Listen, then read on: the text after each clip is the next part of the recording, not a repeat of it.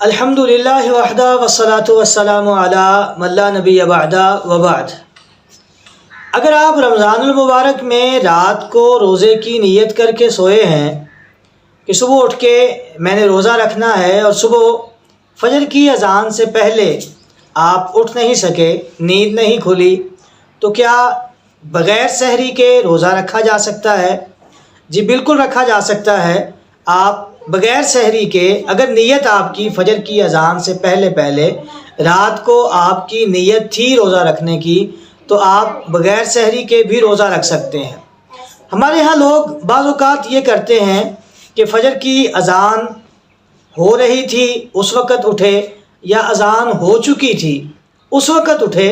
اور اٹھنے کے بعد انہوں نے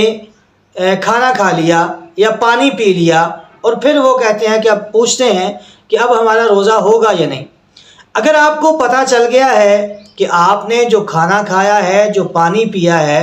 وہ فجر کی اذان کے بعد ہے، تو پھر آپ کا وہ روزہ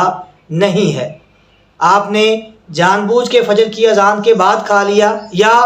آپ کو پتہ نہیں چلا کہ فجر کی اذان ہوئی ہے یا نہیں، اور آپ نے کھانا کھا لیا، اور بعد میں آپ کو پتہ چل گیا کہ آپ نے جو کھانا کھایا تھا وہ فجر کی اذان کے بعد تھا، تو اس صورت میں آپ کا روزہ نہیں ہوگا۔ ہاں، آپ کو پتہ چل گیا کہ فجر کی اذان ہو چکی ہے، رات کو آپ کی نیت موجود تھی روزہ رکھنے کی، اب آپ بغیر کچھ کھائے پیے ویسے ہی اپنے روزے کو کنٹینیو کرتے ہیں، تو آپ کا روزہ ٹھیک ہے۔ اس طرح آپ روزہ اپنا مکمل کر سکتے ہیں، لیکن فجر کی اذان کے بعد کھانے کا کوئی آپشن یا کوئی گنجائش موجود نہیں ہے۔